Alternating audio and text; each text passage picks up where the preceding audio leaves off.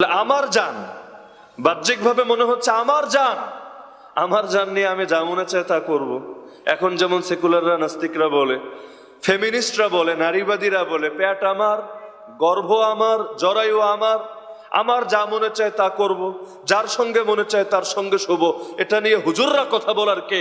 মাহফিলে হুজুররা আমাদের অধিকার খর্ব করে, আমাদের অধিকারের বিরুদ্ধে কথা বলে, মানবাধিকারের বিরুদ্ধে কথা বলার কারণে এই দেশের ওয়াইজরা, বক্তারা হইল নারী বিদ্বেষী। এই কথাগুলো তো এখন মিডিয়ায় কমন, শোনেন না আপনারা? হুজুরদের বলে নারী বিদ্বেষী। কি জন্য? অপরাধ কি? অপরাধ হলো হুজুররা আল্লাহ রসুল সাল্লাল্লাহু আলাইহি ওয়াসাল্লাম থেকে ইসলামের যে শিক্ষা পেয়েছে সেটা কেন বলবে? কেন তারা বলবে নারীদেরকে পর্দার মধ্যে থাকতে হবে? পুরুষ বোরকা পরে না, নারীরা কেন বোরকা পরতে হবে? পুরুষ 4 বিয়ে করে, নারী কেন 1 বিয়েতে সীমাবদ্ধ থাকবে? এমনকি হাদিস কেন তারা শোনাবে? মা তারাকতু বাদি ফিতনা আযাররা আলা রিজালি মিনান নিসা, আমি আমার পরে পুরুষের জন্য নারীর চাইতে বেশি ক্ষতিকর কোনো ফিতনা রেখে যাইনি। এই সমস্ত কারণে এখন ওলামায়ে কেরামকে নারী বিদ্বেষে গালি শুনতে হয়। অথচ নারী বিদ্বেষী হওয়া একমাত্র চূড়ান্ত পর্যায়ের পাগল অথবা মাথায় সমস্যাগ্রস্ত ব্যক্তি ছাড়া কার পক্ষে সম্ভব? মানুষ নারী বিদ্বেষে কেমনে হবে? কোন নারী তার মা, কোন নারী তার বোন, কোন নারী তার স্ত্রী, কোন নারী তার কন্যা। তো কন্যা যায় জননী যারা, তাদের প্রতি মানুষ বিদ্বেষ রাখে কিভাবে? আরে নারীর প্রতি তো মানুষের এতই মহাব্বত। আরে আল্লাহ তাআলা আদম আলা নবীনা ওয়া আলাইহিস সালামকে যখন জান্নাতে সৃষ্টি করলেন, জান্নাতের নাজনে আমতের দুয়ার তার সামনে খুলে দিলেন, তখনও দিলের মধ্যে একটা শূন্যতা তো থেকে গিয়েছিল, যার জন্য সেই শূন্যতা পূরণের জন্য আল্লাহ তাআলা তাকে নারী উপহার দিয়েছিলেন। আল্লাহ তাআলা কোরআনেই বলছেন, তোমাদের থেকে তোমাদের নারীদেরকে সৃষ্টি করেছে কেন জানো? লিতাসকুনু ইলাইহা ওয়া জাআলা বাইনাকুম মাওয়াদ্দাতা ওয়া রাহমা, যেন নারীদের সঙ্গে থেকে তোমরা প্রশান্তি অর্জন করতে পারো, এবং আল্লাহ তাআলা তোমাদের মধ্যে মহাব্বত আর দয়া সৃষ্টি করে দিয়েছে। তো বলছিলাম, বাহ্যিকভাবে দেখা যাচ্ছে জান আমার, প্রাণ আমার, কিন্তু আমার প্রাণের উপর আমার যতটুকু হক, আমার নিজের প্রাণের উপর আল্লাহর নবীর হক এর চাইতেও বেশি।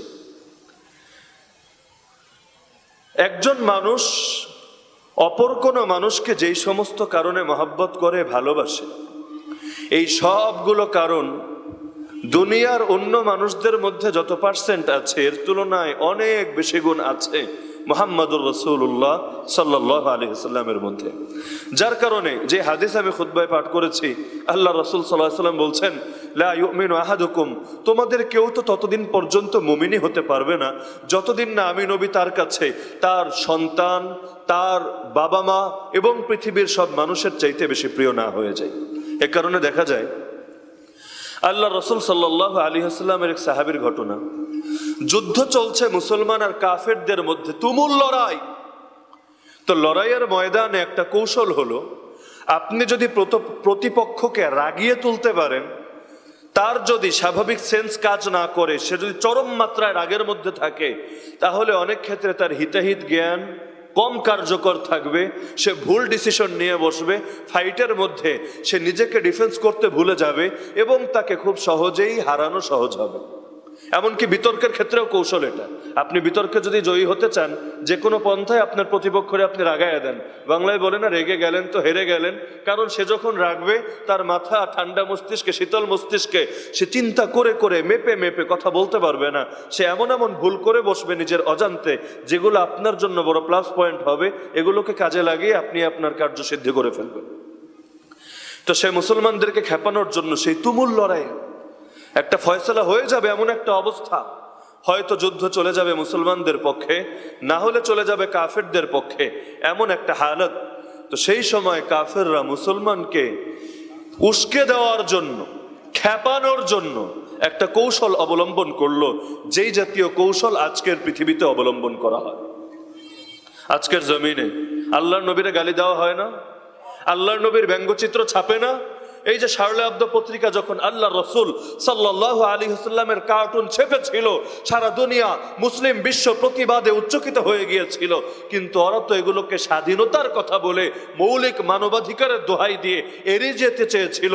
তো ওরাও তো জানে যে আল্লাহর রসুলকে নিয়ে কটূক্তি করলে, মুসলমানের ধর্মানুভূতিতে আঘাত দিলে, আরে অন্য যাই হোক না কেন, মুসলমান নিজের ব্যাপারে চুপ থাকলেও আল্লাহর নবীর ব্যাপারে চুপ থাকবে না।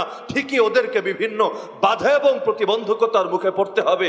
যেমন ফ্রান্স গত 1.5-2 বছর আগে যখন আল্লাহর নবীকে গালি দেওয়া হলো, তাদের দেশে বসে একজন গালি দিল আর রাষ্ট্রপ্রধানরাও সেটার পক্ষে দালালি করলো, তখন কাতার সহ মুসলিম বিশ্বের অনেক দেশ অর্থনৈতিকভাবে তাদের পণ্য বয়কট করলো, তারা নিজেরাও বিপদে পড়ে গেল। কিন্তু এরপরও বারবার বারবার বারবার একই চিত্রের কেন পুনরাবৃত্তি হয়? এমনকি তারা দেখতে পায় আল্লাহর নবীর ব্যাপারে মুসলমান এত কঠোর, এই ইস্যুতে এসে অনেক যুবক নিজের হাতে আইন তুলে নিতেও দ্বিধা করেন। পৃথিবীর বহু দেশে এমন হয় নাই যে মুসলমানের একটা ভালোবাসার প্রশ্ন, আর একজন যুবক বাসায় ফিরে গিয়ে যদি দেখে তার স্ত্রীকে কেউ রেপ করছে, তার মায়ের কাপড় নিয়ে কেউ টানাহেচড়া করছে, সেই সময় মানুষের স্বাভাবিক মাথা কাজ করে না। আরে পরবর্তীতে কি হবে না হবে, তার পরিণতি কোন জিনিসে গিয়ে দাঁড়াবে, মানুষ এগুলো নিয়ে ভাবার সময় পায় না।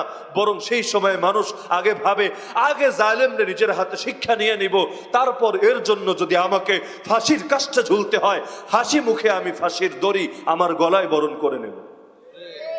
তো নিজের স্ত্রী, নিজের মা, এর চাইতে আল্লাহর নবী বেশি আপন না বেশি দূরে? কত বেশি আপন।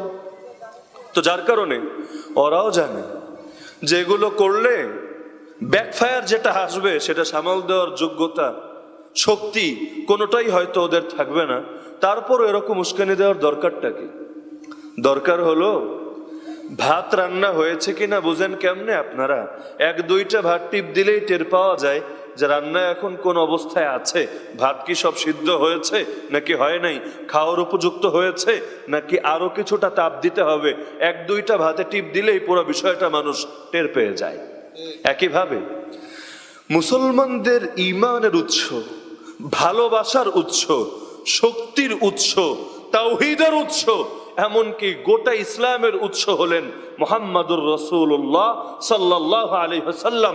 এমনকি আল্লাহকে পাওয়ার একমাত্র তরিকাও হলো মান ইউতি'আর রাসূল ফাকাদ আতা আল্লাহ, নকশে কদমে নবী পে হ্যায়, জান্নাত কে রাস্তে আল্লাহ সে মিলাতে হ্যায়, সুন্নাত কে রাস্তে। তো একমাত্র আল্লাহর রাসূলের তরিকা দিয়েই আল্লাহ পর্যন্ত পৌঁছা যায়, দ্বিতীয় কোনো তরিকা মুসলমানের সামনে খোলা নাই। তো ওরা একটু মাঝে মধ্যে ভাত টিপ দিয়ে দেখে যে মুসলমানরা এখন কোন হালতে আছে।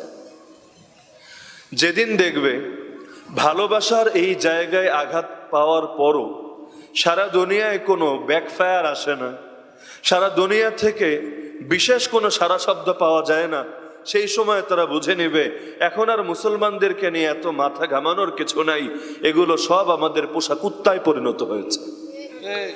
আর যেদিন পর্যন্ত দেখবে না মুসলিম বিশ্বে এমন মানুষ এখনো আছে যারা নিজের বুকের তাজা রক্ত ঢেলে হলেও জমিনে আল্লাহর নবীর ইজ্জত হেফাজত করে, নবীর দিন হেফাজত করে, নবীর রেখে যাওয়া আদর্শের হেফাজত করে, ততদিন বুঝবে ওদেরকে নিয়ে আমাদের এখনো পেরেশানি করার অনেক কিছু বাকি আছে।